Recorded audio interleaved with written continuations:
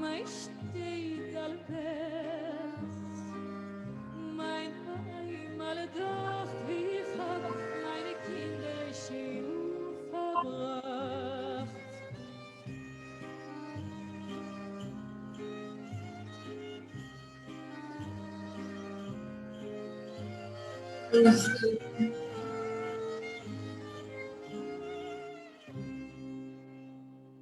Das Stübel ist halt verwachsen mit Gruß. Der Dach zerfall, die Fenster Gruß. Der Ganek ist grimm, sie bögen die Welt, ihr wollt schon mehr nicht erkennt. Oi, oi, oi, Welt, mein steht alle Welt, mein Heim alle dort, wie ich hab meine Kinder schön verbracht. Oi, oi, oi, Welt, mein steht alle Welt, mein Heim alle dort, wie ich hab meine Kinder schön verbracht. Jeden Schabbes pflege ich rein mit alle Ingalach gleich. Sitzen hinter die Gleinige Bäumerlach, wachen Steinderlach im Teich. Oi, oi, oi, Welt, mein steht allwärts, mein Heim alle dort, wie ich hab meine Kinder schön verbracht. Welt, mein steht allwärts, mein Heim alle dort, wie ich hab meine Kinder schön verbracht.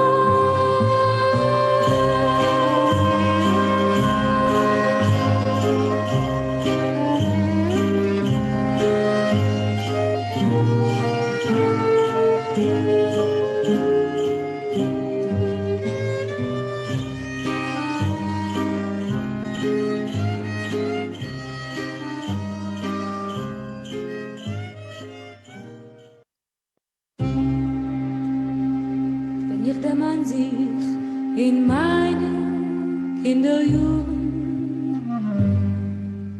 pinkt, wie ein Hulem weht mich alles vor. Wie seht euch durch die Walle, dus geglätt in dus Heimale, wo sie hab gepflanzt. Oi, oi, oi, Welt, mein steht alle Welt, mein Heim alle dort, wie ich hab meine Kinder schön verbracht. Oi, oi, oi, Welt, mein steht alle Welt, mein Heim alle dort, wie ich hab meine Kinder schön verbracht.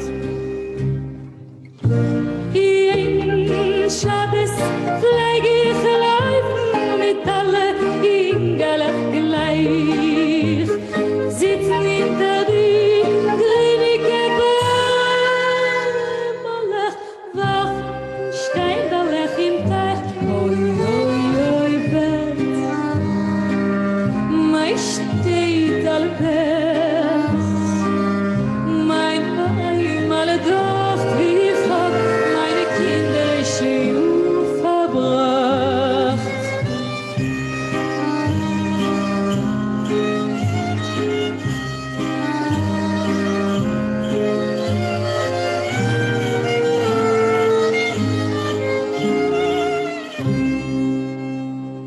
Das Stübel ist halt verwachsen mit Gruß.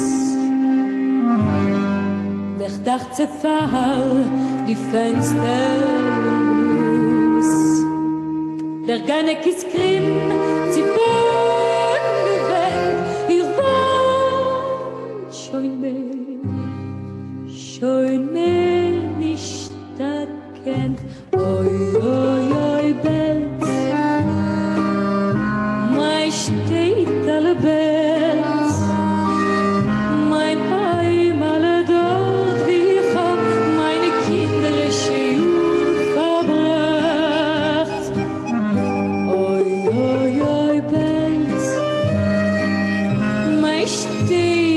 pelz, mein einmal doch ich hab meine kindliche Jugend verbracht.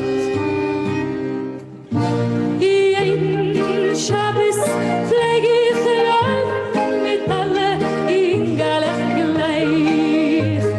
Sitz hinter die Klinike Malach, wachen Steinderlach im Teich. Oi, oi, oi, Pelz, mei steht alle Pelz, mein einmal doch ich hab meine kindliche Jugend verbracht. Pelz, mei steht alle Pelz, mein einmal doch ich hab meine kindliche Jugend verbracht.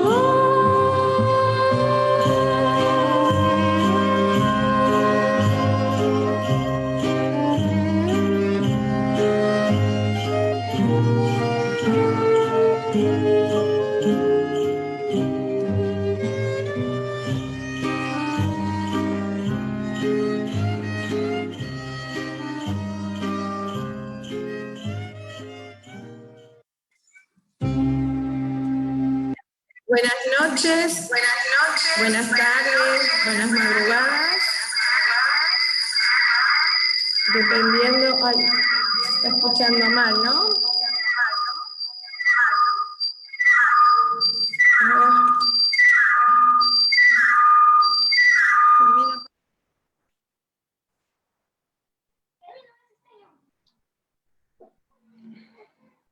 Buenas tardes, buenas madrugadas. Dependiendo de qué ciudad del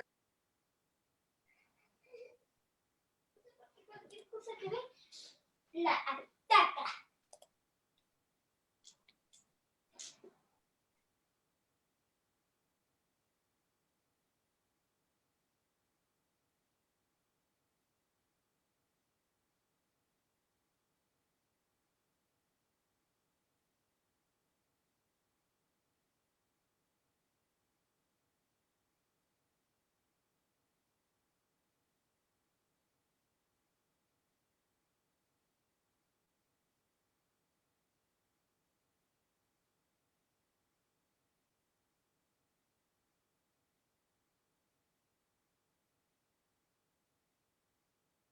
Wenn ich der Mann sich in meine Kinderjugend winkt, wie ein Hulem weht mir alles vor. Wie seht euch durch die Welle, dus geglätzt in dus Bäumerle, wo sie hab gepflanzt. Oi, oi, oi, Belz, mei steht alle Belz, mei Heim. Buenas noches, ahora sí, disculpen, a veces surgen inconvenientes técnicos. Buenas noches, buenas tardes, buenas madrugadas, dependiendo de qué parte del mundo se encuentren. Les damos la bienvenida a una nueva charla de la Red LICE en este nuevo ciclo que titulamos Estamos aquí, testimonios latinoamericanos del Holocausto. A continuación compartiremos un video de la red para que conozcan las instituciones que la conforman. Adelante, Sebastián.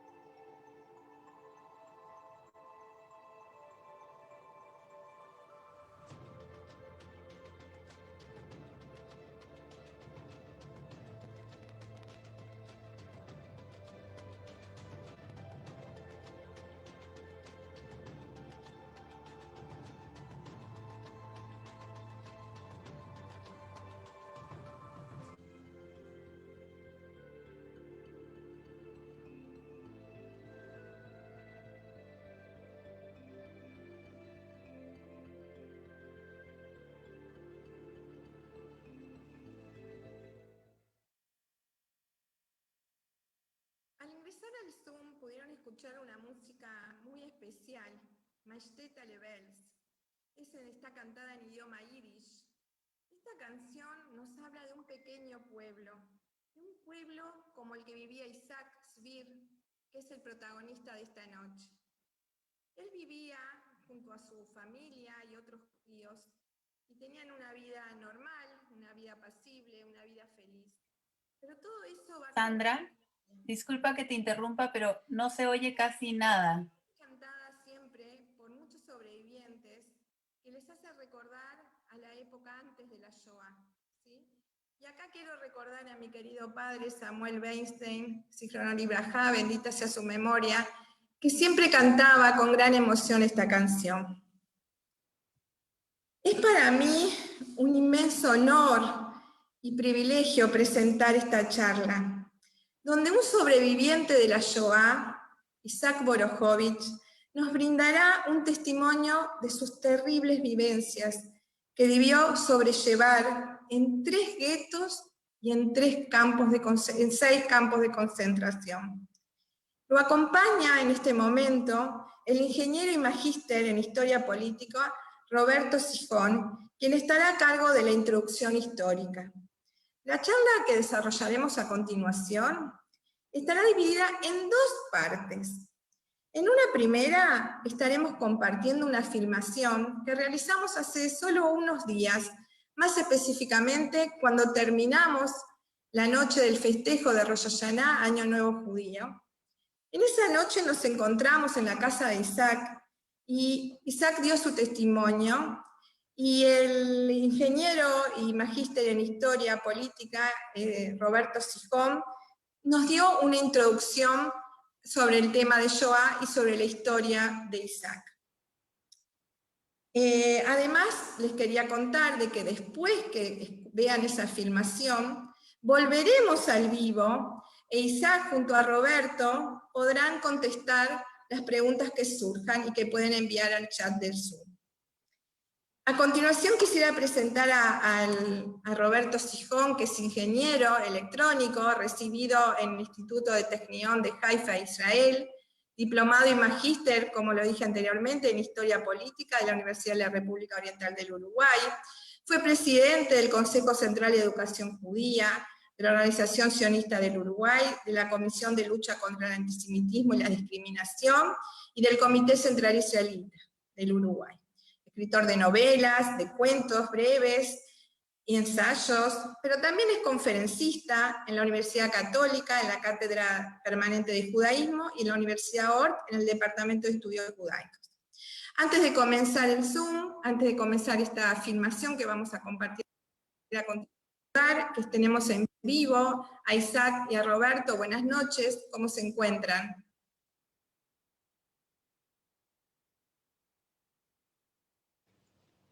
Muy bien, a continuación entonces, Sebastián, compartiremos la filmación. Adelante. Buenas tardes a todos los participantes de este evento tan importante para el Uruguay. Gracias al Centro Recordatorio del Holocausto, a su directora, Rita Binocur, y el honor que me confiere poder hacer la introducción en esta oportunidad. El historiador Enzo Traverso escribió entre tantos libros un libro titulado La historia desgarrada, ensayo sobre Auschwitz y los intelectuales. Un título excepcional, porque después de la guerra, la Shoah no pudo ser inmediatamente comprendida ni aceptada, y fue hasta en cierta forma negada o quizás rechazada con resquemor por los propios intelectuales más famosos. Varios de ellos judíos, que estaban menos comprometidos con su identidad hasta antes de la guerra, como por ejemplo Hannah Arendt, Franz Neumann, Marc Bloch, ilustres pensadores que sembraron la huella de sus conocimientos para la posteridad. Su marginalidad previa les comprometió después con el destino de sus hermanos judíos, o el propio, ya sea el exilio o el destino de Bloch, que fue asesinado en Lyon por la Gestapo de Klaus Barbie. El caso de prominentes intelectuales no judíos por ejemplo, Picasso o Sartre, fue diferente. Picasso contó personalmente una anécdota acerca de una visita de un jerarca nazi a su estudio en el año 1945. Los alemanes lo consideraban un degenerado, un comunista, y vieron sobre la mesa una foto de Guernica. El nazi la miró y le preguntó, ¿esto lo hizo usted?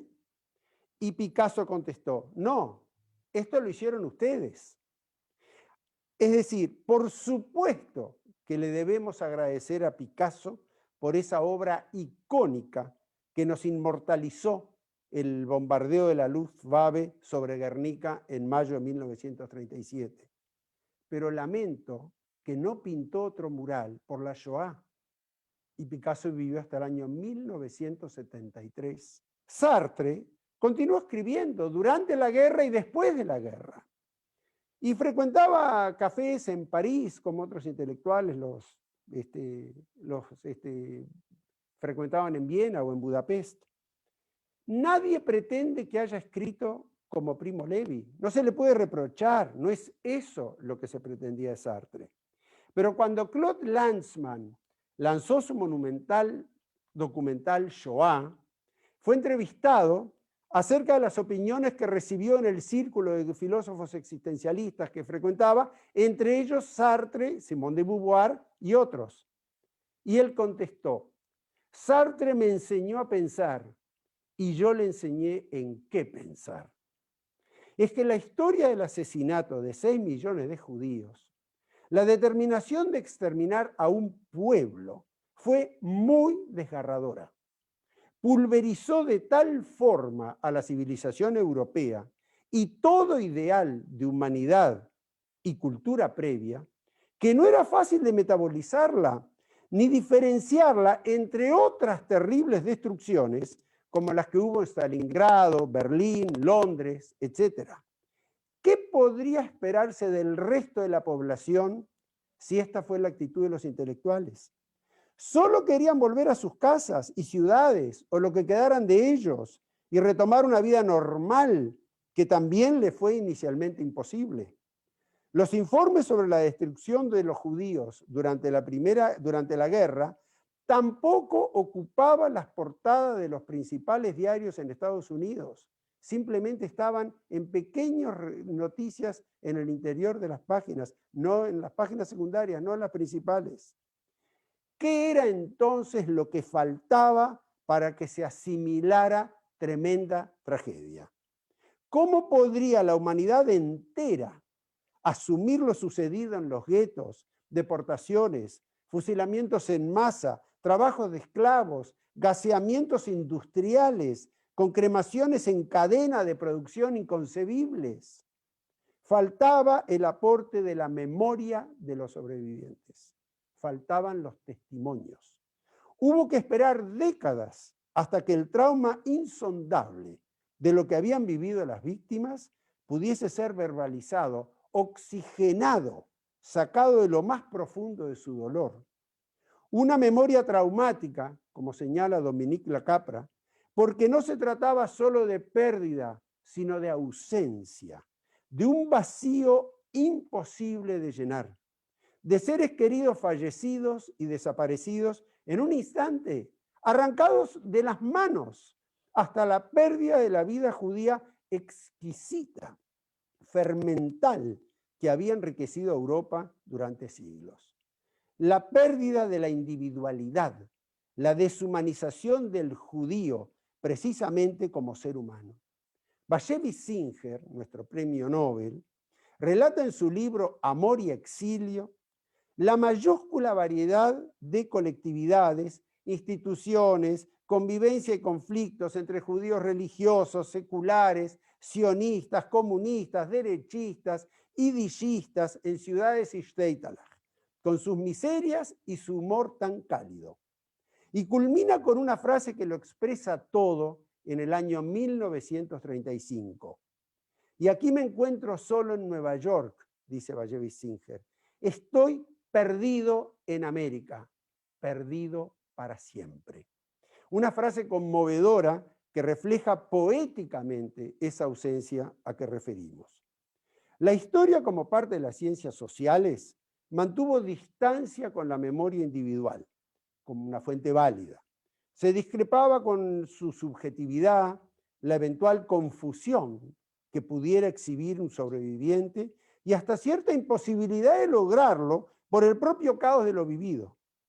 Pero ese modelo historiográfico habría dejado lagunas probablemente mayores que los propios aportes del historiador. El historiador asume un compromiso muy difícil. Debe rastrear en sus fuentes e investigar todo aquello que le permita recrear un contexto, un ambiente de época, y asume también un desafío con la distancia óptima de su objeto de estudio. Contrae la responsabilidad de traer aquel pasado a este presente, comprenderlo, interpelarlo, historiarlo y conceptualizarlo. Ello hubiera sido imposible sin el aporte de los sobrevivientes.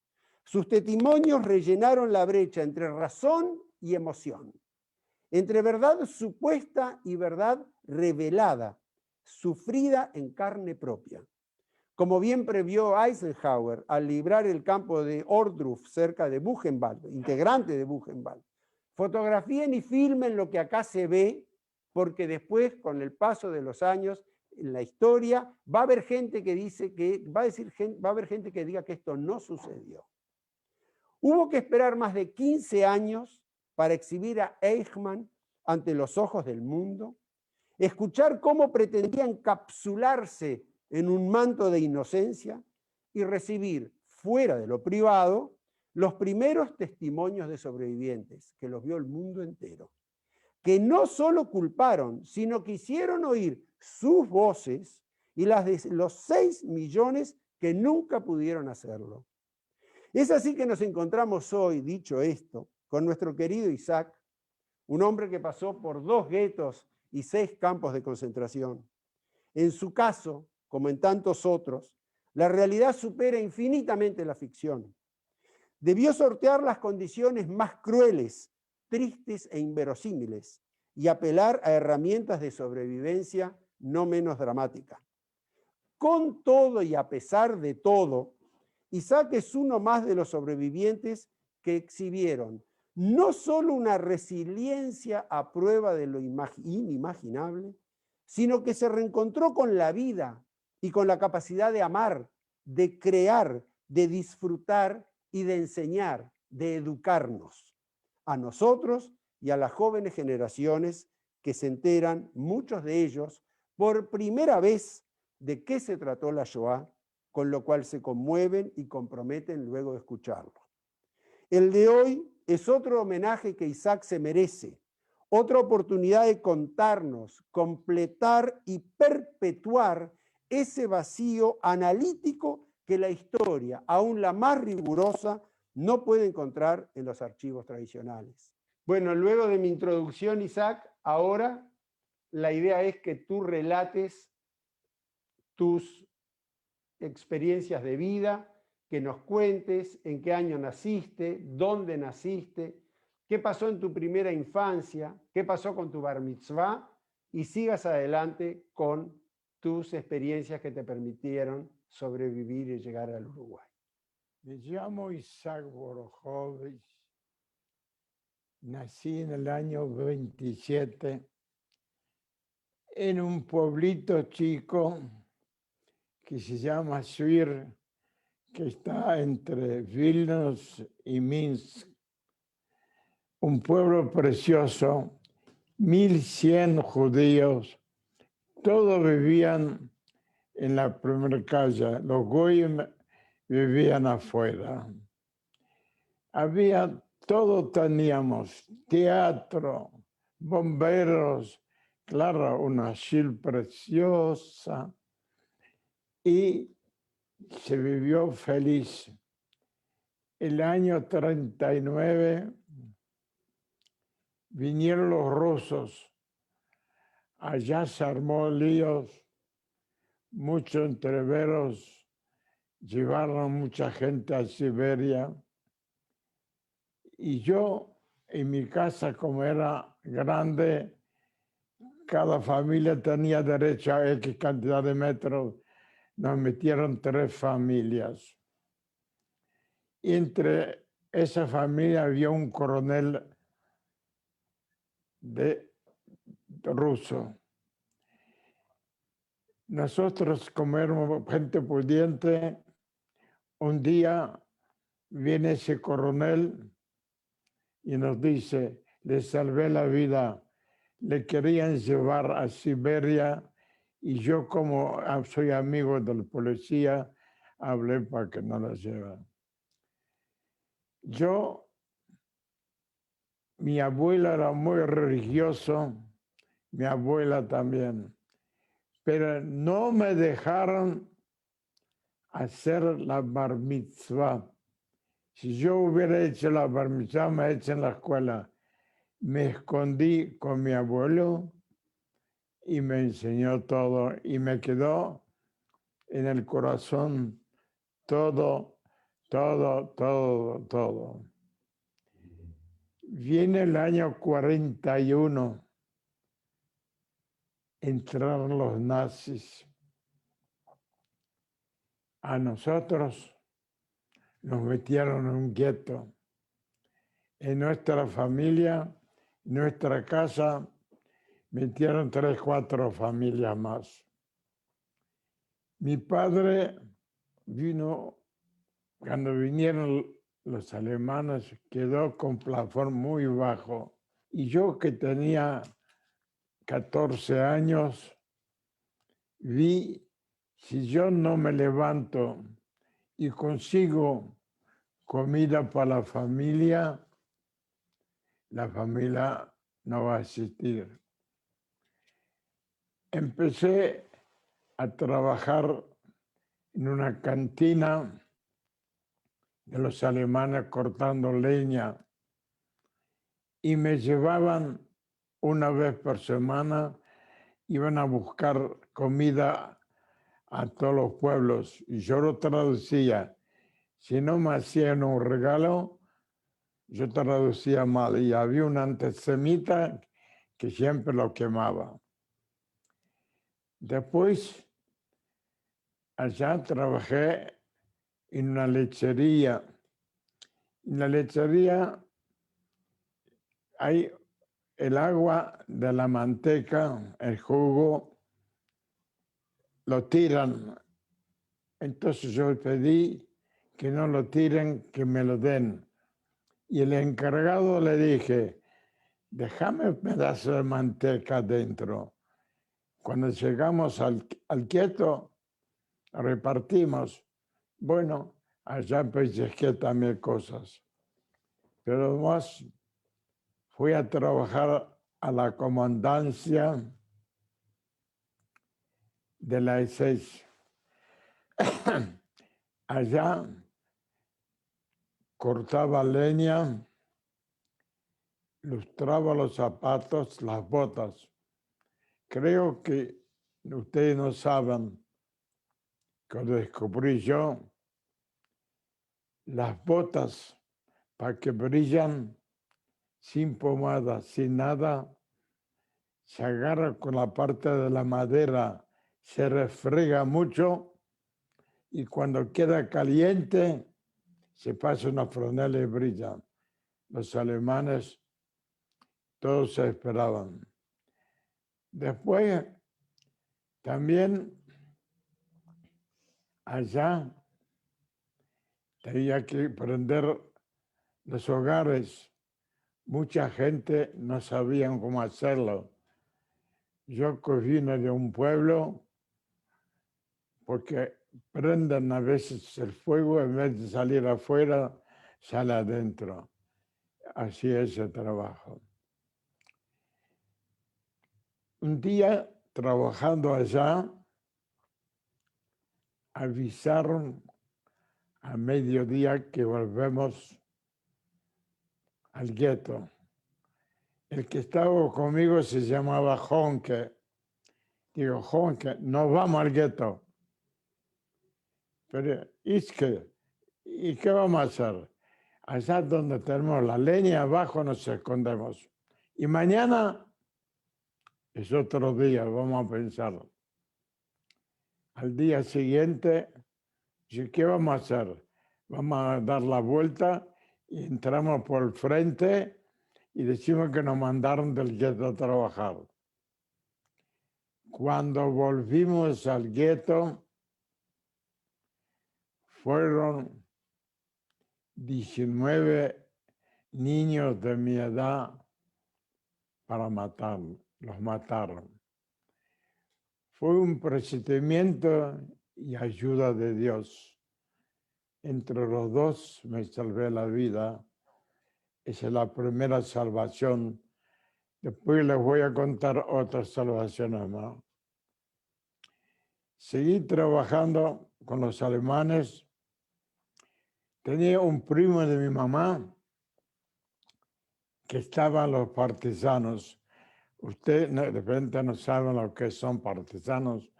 Son los guerrilleros rusos, polacos, judíos que estaban escondidos en los bosques que atacaban a los alemanes. Si vos, Isabel, escuchás algo, venía a contarnos.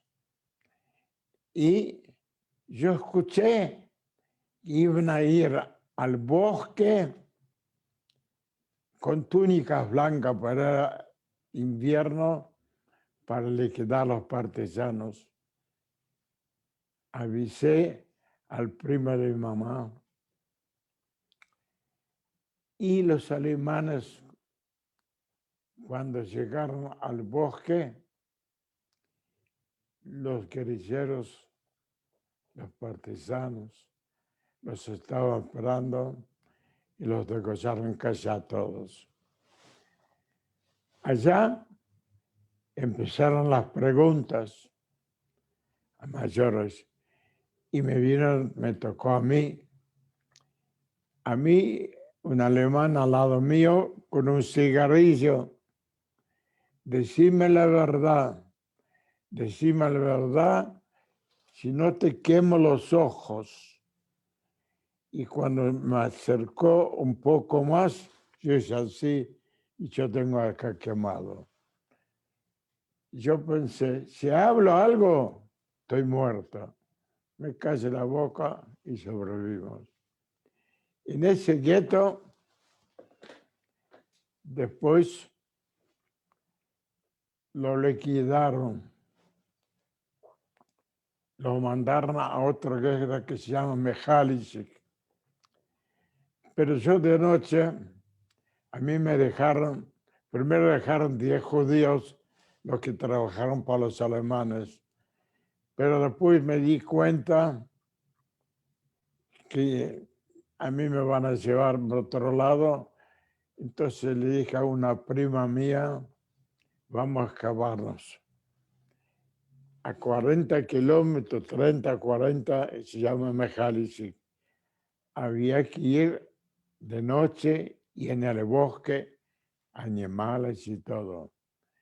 Y antes de ir, yo tenía un amigo cristiano. Teníamos juntos un kayak. Íbamos con el kayak y todo. Llegué a la casa de él, le dije, fulano, ¿me dejas dormir en el establo hasta mañana? Nos vamos con mi prima. Salió el padre y dijo, si no te vas enseguida, aviso a la policía. Se puede imaginar cómo eran los polacos, los rusos, todos antisemitismo contra los judíos. Bueno, así llegamos a ese gueto de Mechalisik. Allá estaba mamá, la familia nuestra, yo no les dije, mis padres y una hermanita con 6 años menor que yo. Entre primos, abuelos y tíos, más o menos unos 40 personas. Llegué a Mechalisik, pero allá vino una orden de llevar parte a Vilnius y parte a Kaunas. A nosotros no nos gustó Kaunas, preferimos ir a Vilnius. Pero para ir a Vilnius había que pagar X cantidad de monedas de oro. Y la cantidad de monedas de oro que teníamos alcanzó para mi familia y un tío solo. Nosotros fuimos a Vilnius, el gueto de Vilnius, que era muy grande. Los que iban a ir a Kaunas los mataron a todos. Venían los vagones y allá esperaban los alemanes. Se llama Panar, es cerca de Vilnius. Los mataron. Quiere decir que mi familia, que había 40 personas, que quedaron mis padres, mi hermanita y un tío. Allá estaba trabajando en el gueto. ¿Qué hacía? Hacía boquillas por los alemanes para fumar con boquillas. Pero allá en la toquería había tronquitos. Yo todos los días robaba los 3, 4 tronquitos y llegando al gueto los vendía. Pero ¿qué pasaba? Los tronquitos eran muy secos y para vender se vendía al peso. Los dejaba mojaditos en el agua, al día siguiente, 2 días, después los vendía. Bueno, en el gueto estuvimos un tiempo, pero vino una orden. Se llevan a todos a Estonia. A mí, mi padre, mi mamá, pero a mi hermanita y a mi tío los separaron. Llegué allá, Estonia. Los primeros trabajos que yo tenía eran los árboles pantanos donde sacamos los árboles. Pero como a veces el árbol no va donde lo dirigen, yo me subía con una cuerdita arriba, ataba una cuerda y con esa cuerda después se la llevaban. Entonces, después de allá, trabajé un tiempo, trabajé en una cantina de los alemanes, cortando leña como muchacho. Pero voy a contar algo muy importante. Allá mismo en Estonia, estamos todos en la plaza y aparecieron nuevos alemanes de SS. Y veo yo un niño de 15 años que están llevando los chicos de los padres. Digo yo a mi padre, papá, yo me voy a escapar. ¿Cómo te vas a escapar? Te van a matar enseguida con todos alemanes y matrecetas que está peor. Me acerqué a lo de mi mamá, que siempre me ha apoyado, dice, Itzale, haz lo que tu corazón te dicta. Despacito, a los 4, fui llevando, cuando caminaban los alemanes, yo caminaba a otro lado, me metí en un pozo negro. No sé lo que ustedes saben lo que es un pozo negro, pero alguien lo va a traducir después. Y allá me quedé 4, 5, 6 horas, no me acuerdo bien. Cuando no sentí más barullo, quedó todo quieto, salí. Y a todos los niños de mi edad se llevaron. Otra salvación de Dios con mi ayuda un poquito. Sigo estando en Estonia, trabajo en una cantina, otra, y había que cortar la leña y hay un viejito que no podía cortar. Agarré yo, lo corté enseguida. Un sargento, ese estaba cerquita, se sonrió. ¿Por qué le van a decir ahora? ¿Por qué cuento eso? Pero como yo siempre traía comida para mis padres cuando podía, robé unos papas, estaba cocinando en la calle. ¿Y qué me encontró ese sargento cocinando las papas? Me dice, te perdono la vida porque sos buen trabajador. Me pusieron en la entrada del campo con 2 pesas en la mano, sin sentarse, sin pararse.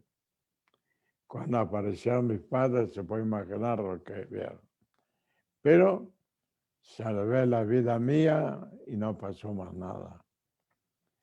Allá tuve perritos, difteria, disentería tuve en otro campo. Y allá estaba trabajando y agarré tifoidea. Según mi mamá, tuve una semana un poco inconsciente y sin medicamentos, sin nada, salvé. Entonces, estaba muy débil, pero vino otra orden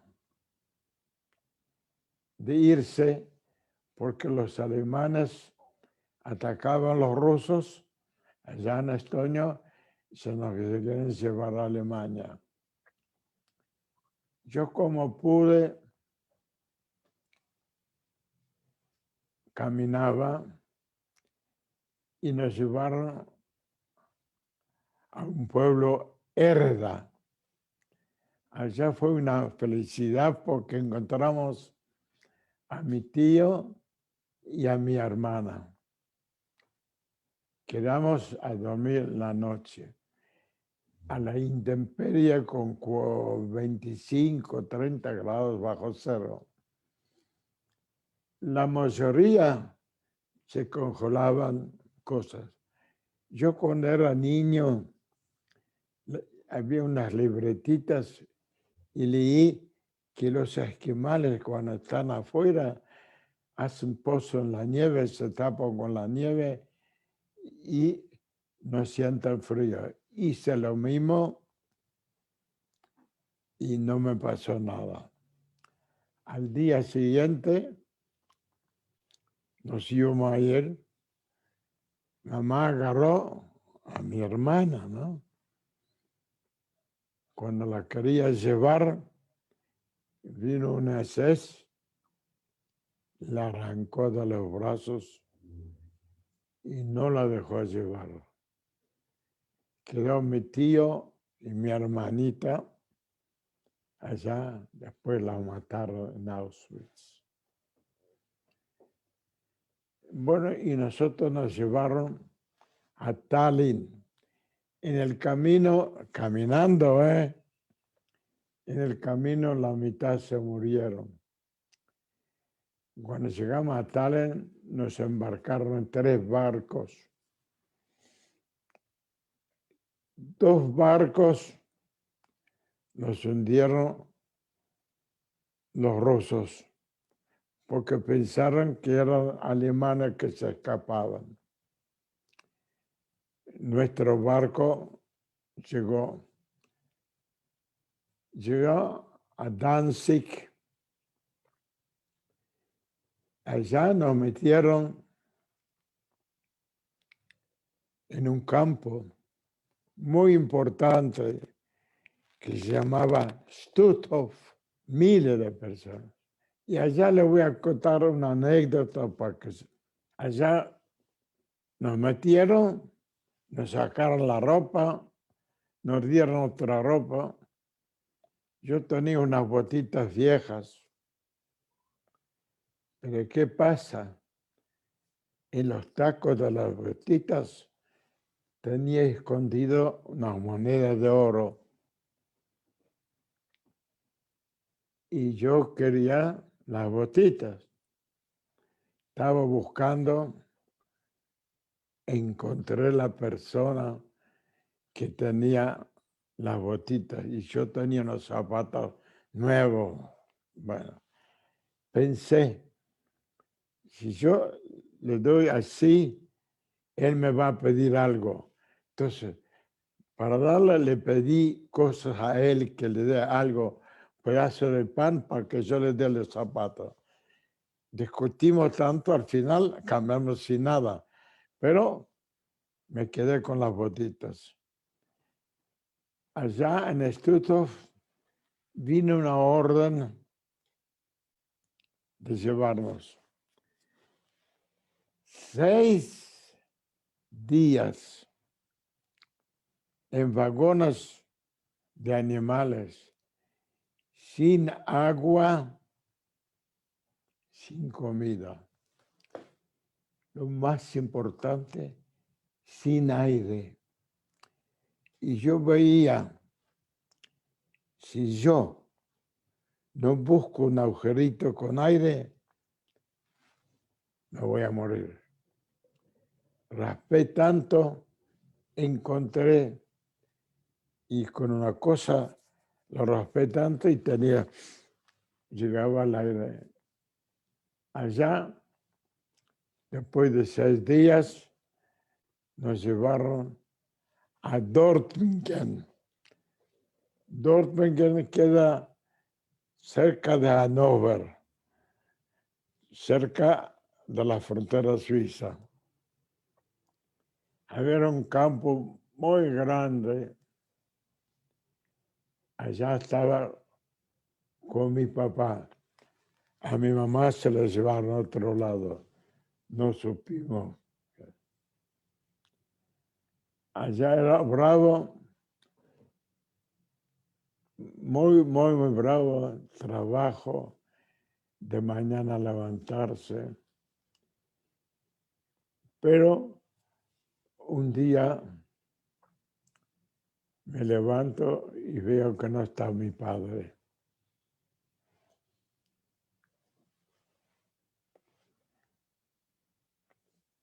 Otro día madre se los llevaron con otros cosas. Han llevado. Me quedé solo. 16 años. Estuve dando vuelta y vi, si sigo así, no voy a poder llegar mucho tiempo. Había un blog que se llama Sonnensblog, un blog de los enfermos. Me hice el enfermo, me fui allá. Voy a contar algo que no se puede creer, pero en la vida siempre pasan cosas.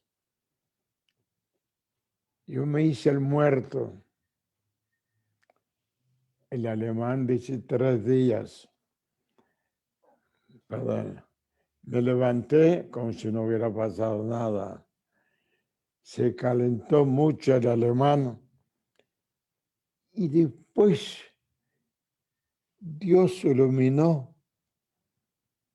Dice, si pudiste engañarme a mí, te mereces. Me quedé limpiando el cuarto de él. Después vino una orden del Sonnesblock llevar a Bergen-Belsen. Allá era la muerte de todo. Bergen-Belsen había 90.000 personas. 50.000 murieron o los mataron. 20.000 o 30.000 se murieron después de la liberación, porque enfermedades y otra cosa. Y el resto quedaron vivos entre estos. Me quedé, pero estando en Bergen-Belsen, era la cosa muy, muy, muy brava. Acá un amigo que estuvo junto conmigo, que desgraciadamente este año no llegó a la vida, que estuvimos en campo todo el tiempo juntos, Aarón Barbarisque, que vivía en Buenos Aires. Estando en Bergen-Belsen, me dice Aarón Barbarisque, pero es que acá vinieron, hay mujeres de Vilna. Me acerco y aparece mi mamá. No me reconoció. Preguntó por mi padre. Yo le dije que no sé nada de él. Eso fue 6 días antes de la liberación. En Bergen-Belsen, estando, yo me di cuenta, si me quedo así, estoy en la muerte. Tengo que hacer algo para sobrevivir. ¿Qué hago? Conseguí, mi libro se llama Menasca. Menasca es una cacerola de aluminio atada con una cadena alrededor mío y me llevaba. ¿Qué hacía la Menasca? Había mucha gente acostada que no querían levantarse o no podían levantarse. Yo iba, les traía las cosas y me llevaba una parte. Y gracias a esa Menasca que tuvo el honor de dar el nombre del libro, me quedé vivo. Entonces, pero allá era bravo. De noche nos acostamos y de repente 20, 30, 40 personas. Según mi amigo, que falleció lamentablemente, dice que en la comida nos dieron vidrio molido. Yo no sé, debe haber sabido él. Allá, a los 6 días de haber venido mamá, vino la liberación. Nos levantamos y no hay nadie. Bueno, salimos a buscar a mamá y ya comer algo. Duró 3 días y me quedé tirado a la calle. Las fuerzas no me daban. Apareció mi mamá. Dije, menos mal que te vi antes de morir, te quería ver. Vino un médico holandés, me revisó. Dijo, clínicamente, ese hombre no puede haber vivido. Debe haber tenido mucha voluntad para vivir para quedar vivo. Y bueno, me quedé con mamá. Había otro problemita chico, pues se solucionó.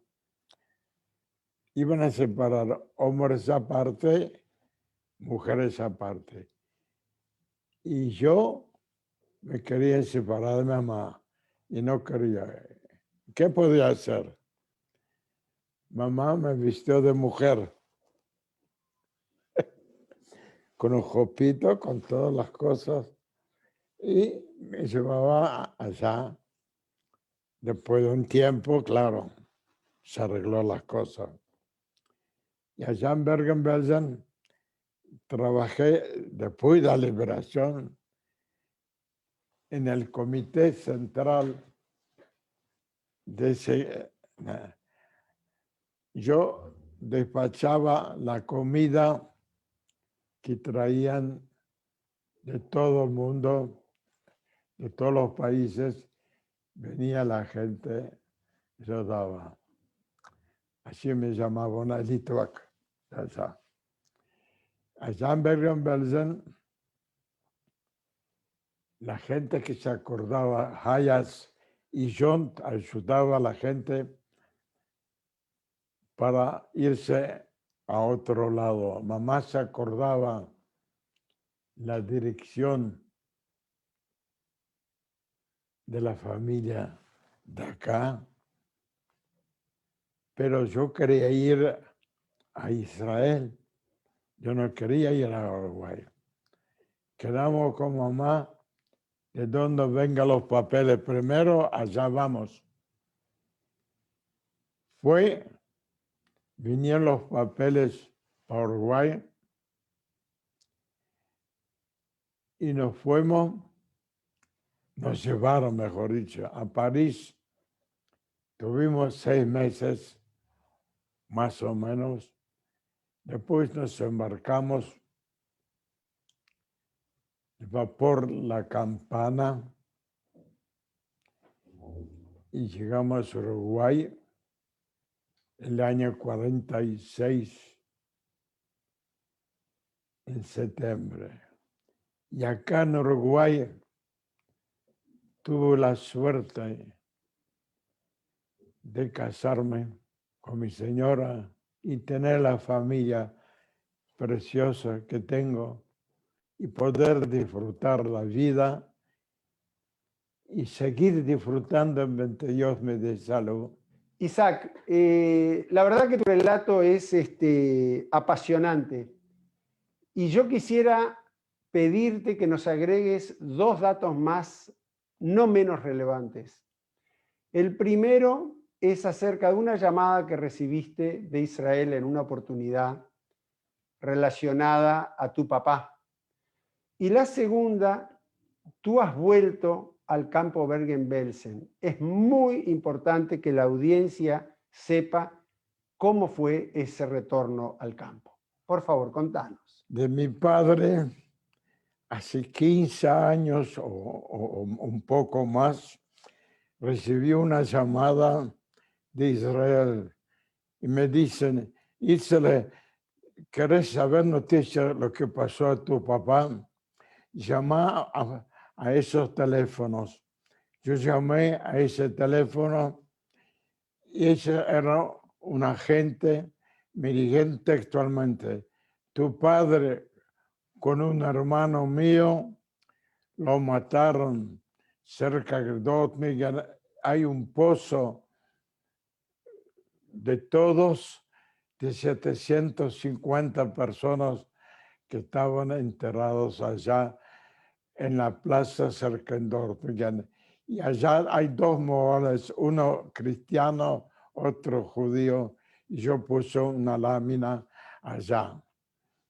Y algo de Bergen-Belsen muy importante. Yad Vashem me invitó a los 70 años de la liberación de Bergen-Belsen.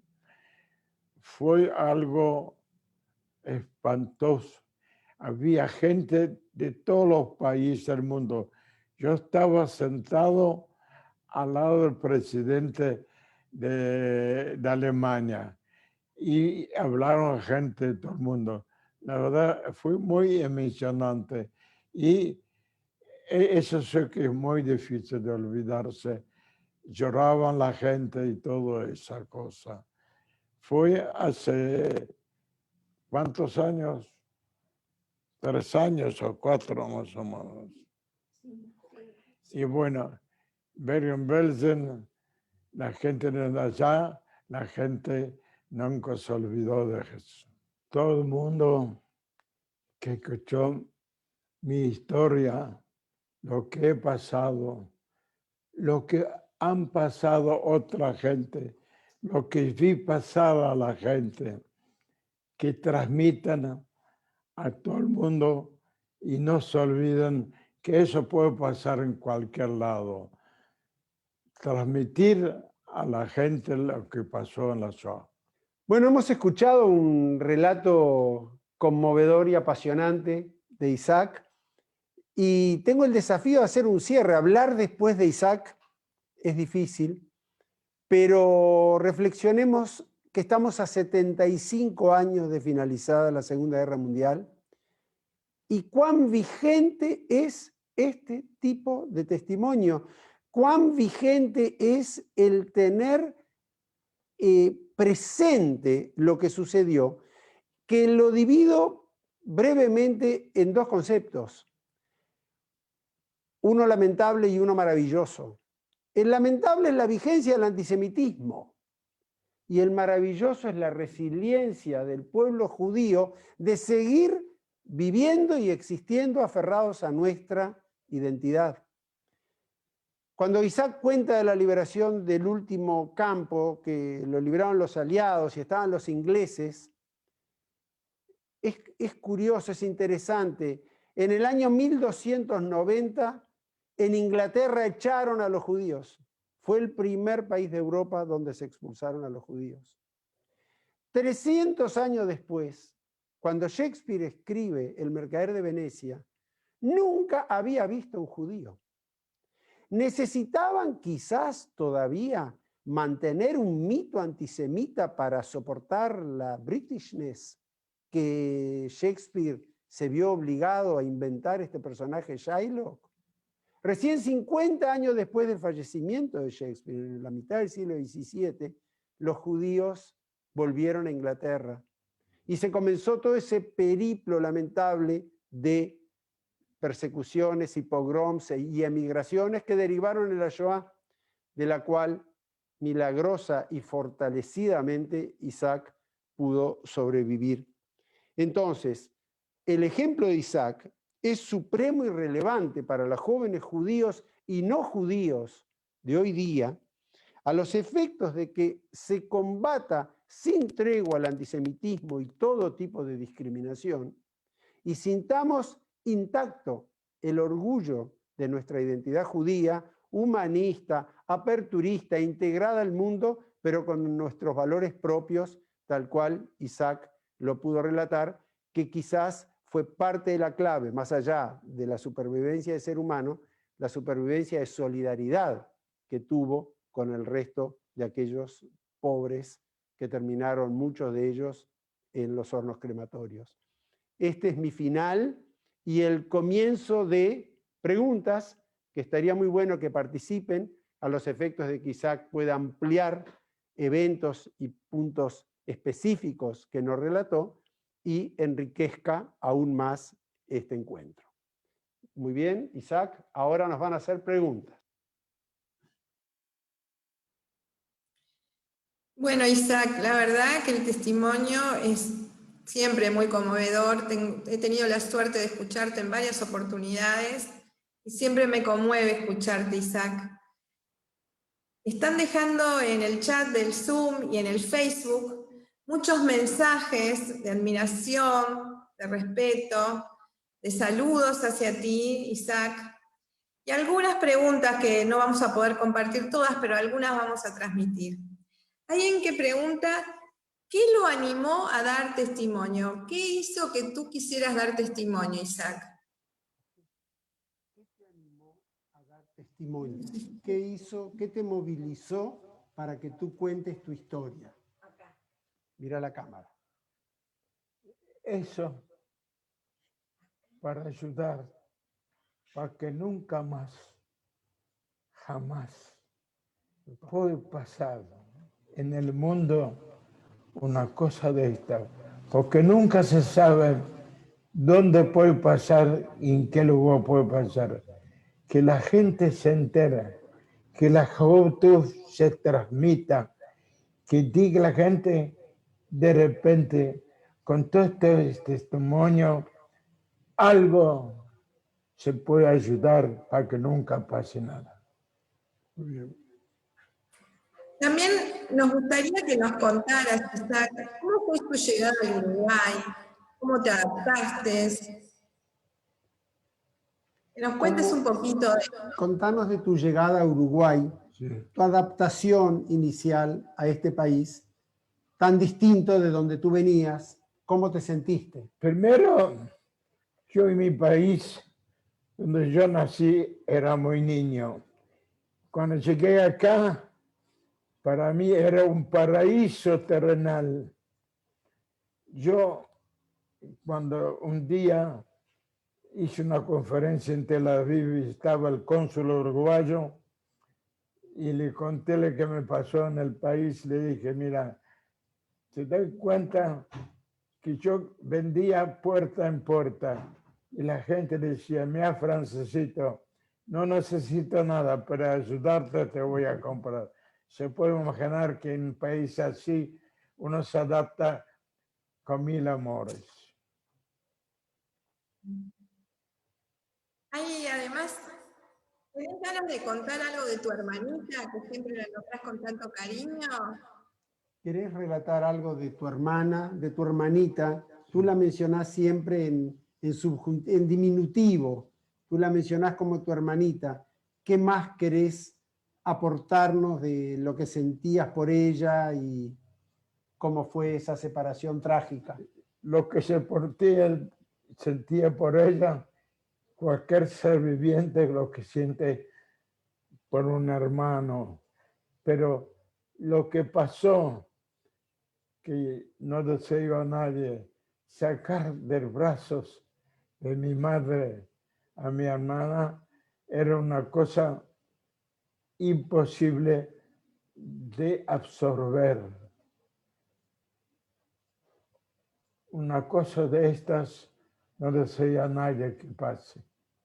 Si me permitís, Sandra, yo quisiera preguntarle a Isaac, ¿cómo manejaste? Porque tu relato es una epopeya dramática, cinematográfica.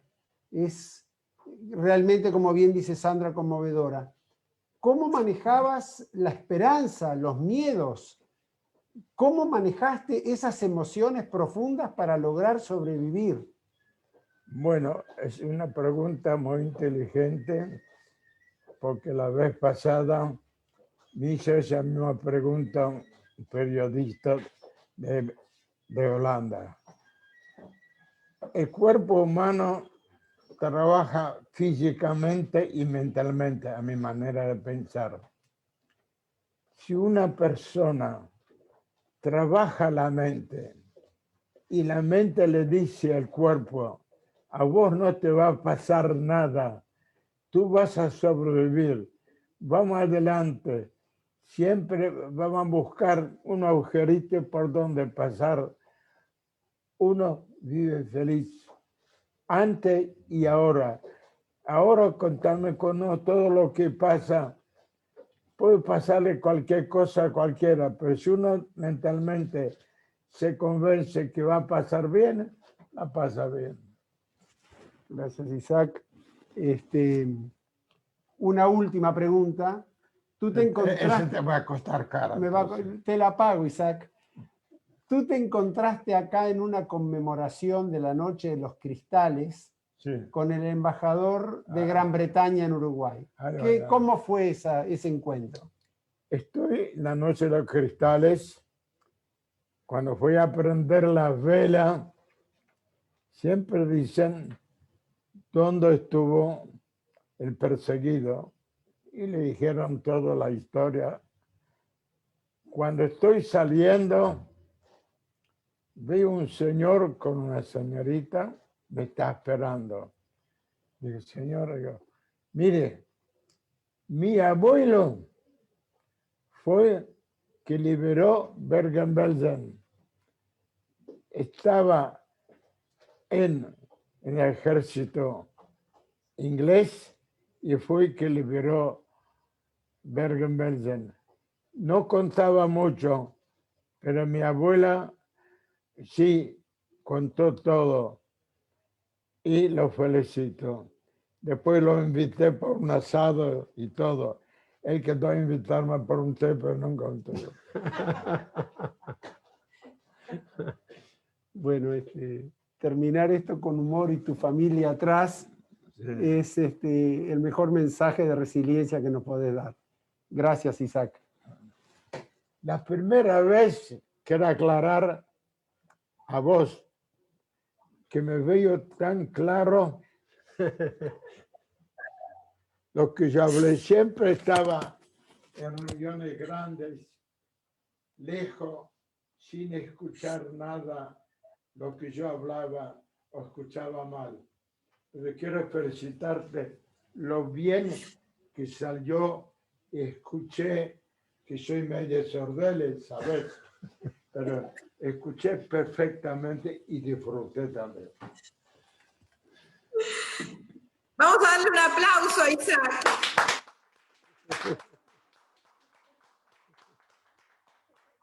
Es que es verdad, nunca me escuché, porque siempre fui en lugares grandes y nunca una cosa chica así, ver personalmente. Pero esta es tu casa, es grande, es muy grande. Y al lado de Sejón. El honor es mío. Muy bien. Muy bien, bueno, una alegría ver a tu familia, parte de tu familia detrás tuyo, Isaac. Y para terminar, yo quiero hacer unos agradecimientos. Quiero agradecer a la profesora Rita Vinocur por el apoyo que realizó durante este encuentro, al licenciado Sebastián Taranto, mi hijo, el que hizo que todo funcionara y que Isaac se escuchara también, como lo dijo él, ¿no? Y también quiero agradecer a todos los que integran la red LAES, que hacen que estos encuentros se puedan realizar y hay un apoyo incondicional de mucha gente atrás de todo esto. Y para terminar, los queremos invitar para el próximo jueves. Sebastián, si querés poner el flyer, vamos a tener una charla que van a presentar el Museo de la Shoah de Buenos Aires, de la Comunidad Judía de Costa Rica. Presentarán un tema muy interesante: escapes y escondites, historia de los sobrevivientes.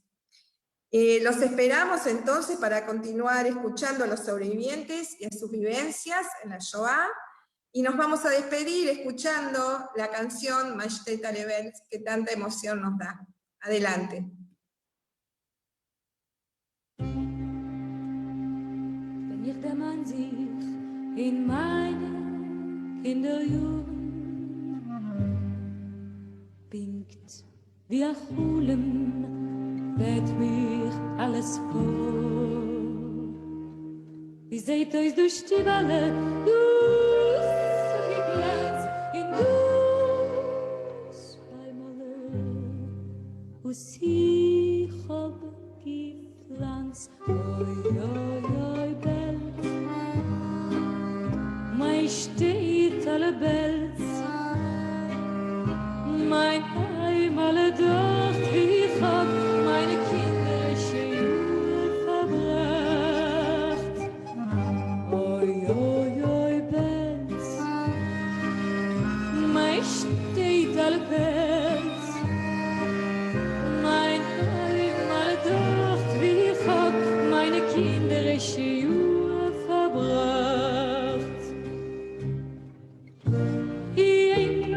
Shabbos pflege ich laufen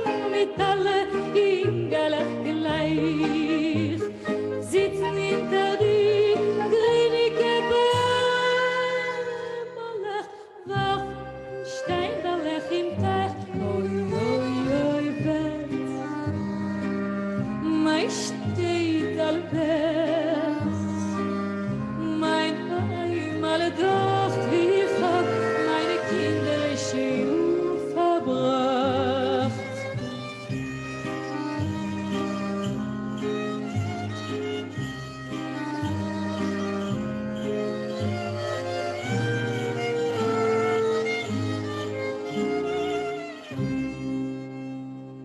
Das Stübel ist halt verwachsen mit Gruß.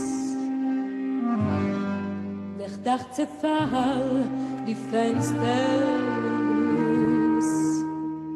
Der Ganek ist grimm, sie wohnen gewählt. Ich wohn schon mehr nicht erkennt. Oi, oi, oi, Welt. Mein steht alle Welt. Mein Heim alle dort, wie ich hab meine kinderliche Jugend verbracht. Oi, oi, oi, Welt. Mein steht alle Welt. Mein Heim alle dort, wie ich hab meine kinderliche Jugend verbracht. Jeden Schabbos pflege ich laufen mit alle Ingalach gleich.